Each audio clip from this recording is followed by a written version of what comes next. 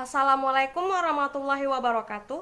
Perkenalkan, nama saya Eja Muhliang, Stambuk 040-2019-0069.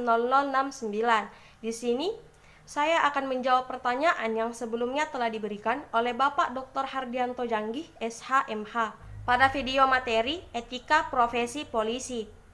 Langsung saja saya akan menjawab pertanyaan pertama, yaitu bagaimanakah proses penegakan kode etik profesi Polri?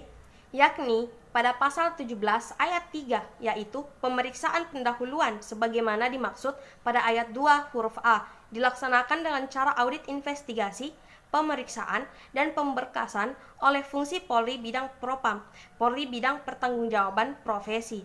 Pada ayat 4, yaitu sidang CAP sebagaimana dimaksud pada ayat 2 huruf B, dilaksanakan oleh CAP guna memeriksa dan memutuskan perkara pelanggaran yang dilakukan oleh terduga pelanggar.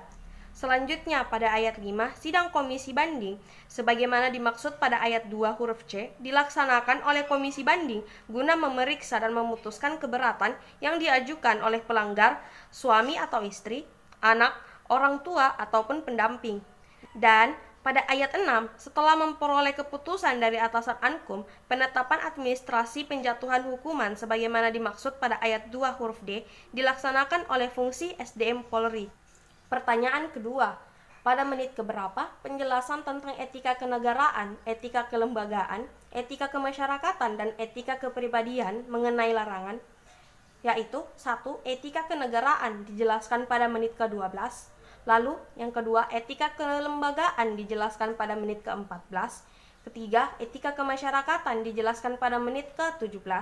Yang keempat, etika kepribadian dijelaskan pada menit ke-19. Pertanyaan ketiga, bagaimana menurut Anda terhadap kedua gambar yang ada pada slide kedua dan slide ketiga? Pada slide kedua adalah berita mengenai 6 personel Polda Riau yang dipecat, paling banyak karena kasus narkoba. Lalu pada slide ketiga, berita mengenai anggota yang terlibat narkoba dihukum mati.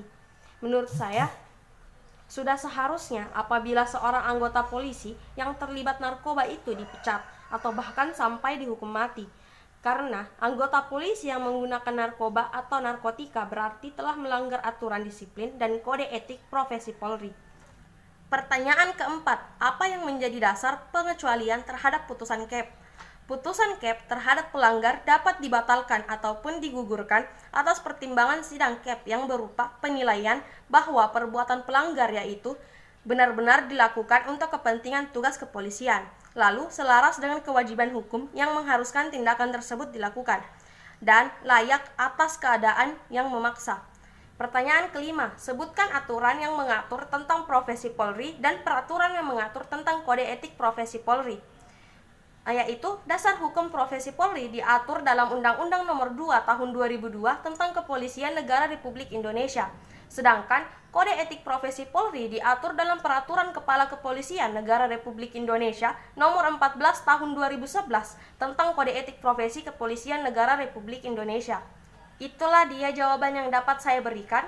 Lebih dan kurangnya mohon dimaafkan. Sekian dan terima kasih. Assalamualaikum warahmatullahi wabarakatuh.